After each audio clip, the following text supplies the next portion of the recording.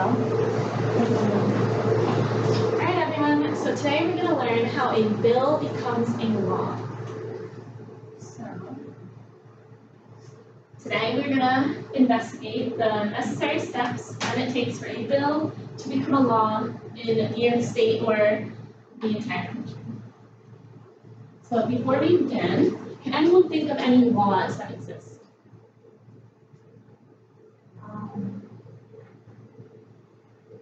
The law to not harm stocks. Perfect. There's laws in a lot of things that we do and we might not even realize it because we're just so used to doing them. Like, there's laws for, Like wearing your seatbelt. Yeah, I was going to say that one as an example. Perfect. And then, does anyone know the different branches of government out there? That exist? Legislative. Yeah. One more. Starts with an E. Executive. Executive. Perfect. We also have the Senate, the House of Representatives, and then the President. And what takes place in becoming a law. So, does anyone know how a bill becomes a law? Any possibility? Because we're going to learn about it now. Does it have to go through all the houses? Yeah, exactly. So we're going to go a little bit more in depth with that. But another question is, has our government always been this way? Have we always been able to express our ideas, or was it different in the past? Does anyone remember? Definitely. How was it in the past? It was more just like you follow the rule or you're put in jail. And thinking specifically to our country, what was it like in the past, and what maybe were some of the events, if you can remember, before?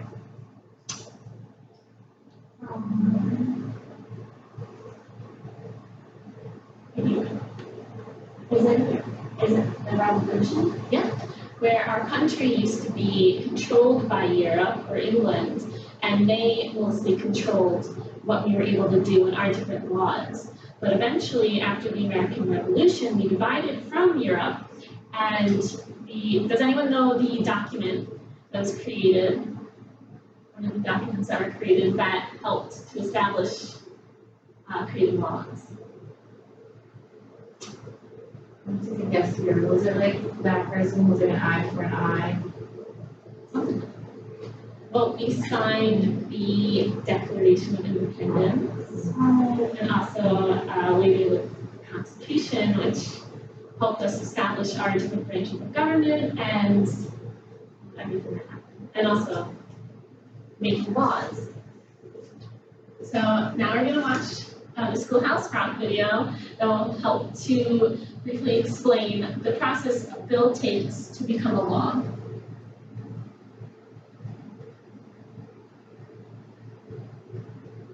As your body grows bigger, Your mind becomes stronger, it's great to learn. cause knowledge is power. It's Schoolhouse Rock, what you want to learn. On your favorite Schoolhouse Rock. I'm just a bill.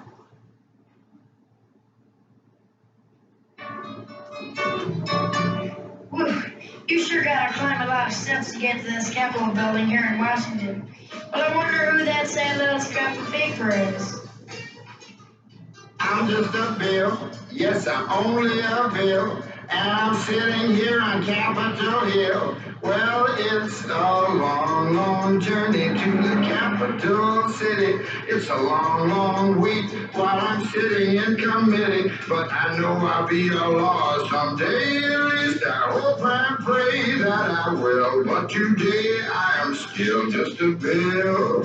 Gee, Bill, you certainly have a lot of patience and courage. Well, I got this far. When I started, I wasn't even a bill. I was just an idea. Some folks back home decided they wanted a law passed, so they called their local congressman, and he said, "You're right, there ought to be a law." And he sat down and wrote me out and introduced me to Congress, and I became a bill.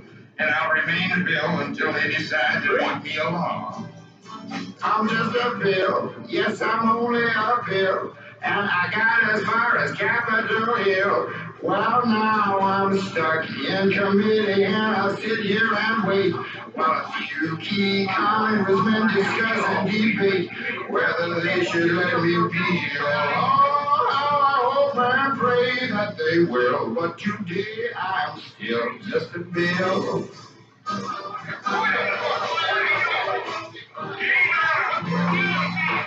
Listen to those congressmen arguing.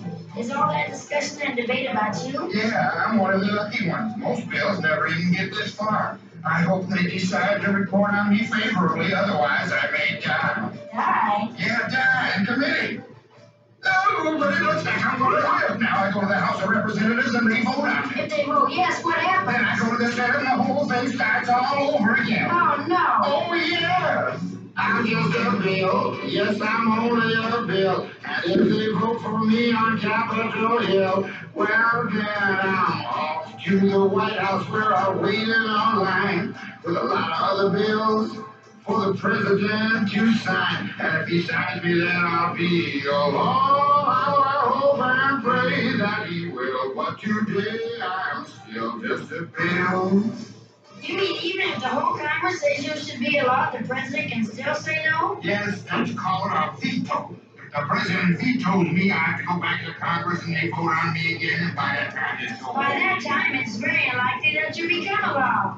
It's not easy to become a law, is it? No, but how I hope and pray that I will. But today I'm still just a bill. He signed your bill. Now you're a law. Oh, yes. So, can anyone tell me something about the video that they just watched? Like, with the processes of how a bill becomes a law? Like, It's very long and wondrous. it's a very long process. Anyone else? I learned that even though all the houses will like agree, if the president says no, then it could be like well that it has to go through committee where they argue around it, and should be involved. So now thinking back to the video that you just watched, I have an activity up here on how a bill becomes a law. So you're gonna look at the different steps and try to match them with the appropriate thing that the bill has to go through. So if you can come up and work together. Alright, so we put an idea first. Yes. Wait, where's it? Right. I think it's Okay, yeah. Is it? Introduction.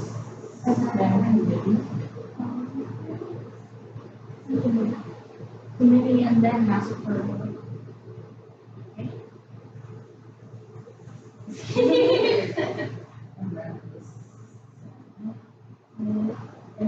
So, and that finally goes to the president. And he still veto it. So can you guys just explain to me what you thought of as you were making this and like why you put the things where they were? I'll explain these two. So before it can even become a law, it has to be a bill. Before it can become a bill, it comes from an idea. So then the number one is an idea, and then you're writing the bill, and then the step 3 is introducing it in Congress. So then you introduce it to Congress, then it goes to committee where they talk about it should be a law, and then it has to get House approval. And then it goes over to the Senate to start it all again. And the Senate has to approve, and then it has to be sent to the president, and then the president has to approve, but if he doesn't, that's called a veto. And that's when he injects in Congress. So, and just thinking back, in step 1, an idea, where does that idea come from? The community, yeah. So anyone can come up with an idea to make into law. So now thinking back to the answers that you guys put, we're gonna just go over everything and just compare what you guys put. So step 1 is an idea. So all laws were once just an idea. The idea can come from anyone, including a representative or a citizen. If a citizen has an idea that they would like to make into a law, they can contact their representative. So does anyone know what a representative is? like someone who basically like represents a town or an organization or something like a group of people they represent. So the different branches of government or areas of government kind of narrow down to, and the representative is more like a local individual who can help the people, whereas like if you think of the president, he kind of covers a lot more. So going to your representative is a great way to start. So step 2 is writing the bill, which you guys also got correct. So the idea is then written down, researched, and explained.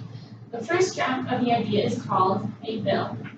Individuals that believe in the bill and want to make it into a law are called sponsors. The bill needs a member of Congress to sponsor the law. Now, step 3 is introduction into Congress, which you guys also got correct. Now, the sponsor will then introduce the bill to either the House of Representatives or the Senate.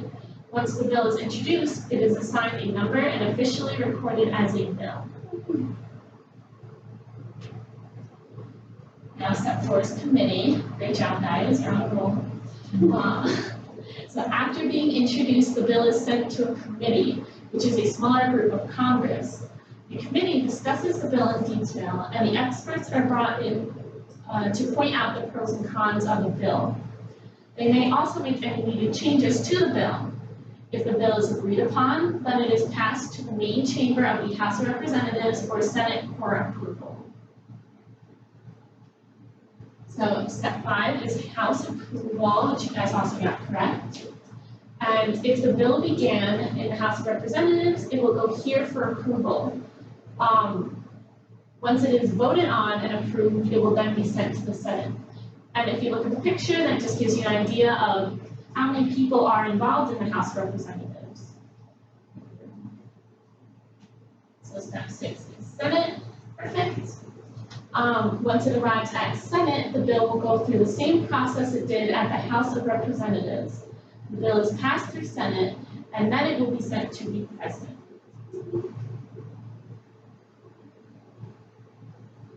So now let's have the President, which you guys also got correct. This is the final step of a bill becoming a law, and the President can either sign the bill or veto the bill. So if he signs the bill, then it will become a law, but if it is vetoed, does anyone know what happens? Does it go back to the Senate? No, it has to go back to either the Senate or the House of Representatives to be voted on, to be changed, and it goes through pretty much the whole process all over again, and hopefully it makes it back up to the President.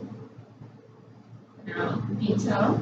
If the President does not sign the bill, it is vetoed. The House of Representatives or Senate are able to override the President's veto by taking another vote. Yet the bill must now pass by both Senate and the House of Representatives by 2/3 majority.